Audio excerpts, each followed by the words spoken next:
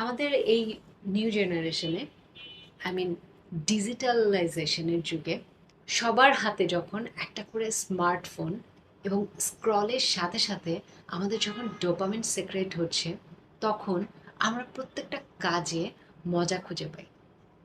তাই আমাদের লাইফে এখন অনেক হার্ডওয়ার্কিং কাজগুলো করা থেকে আমরা বিরত থাকি।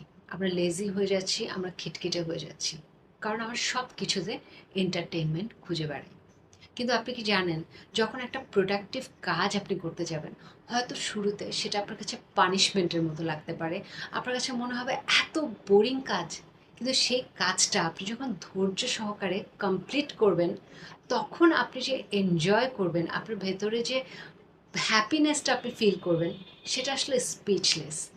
তাই সব সময় মজা খুঁজবেন না, বরং মাঝে মাঝে ওই বোরিং কাজটা করার চেষ্টা করেন।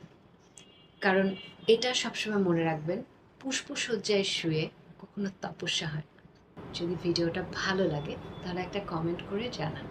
Thank you. Bye by.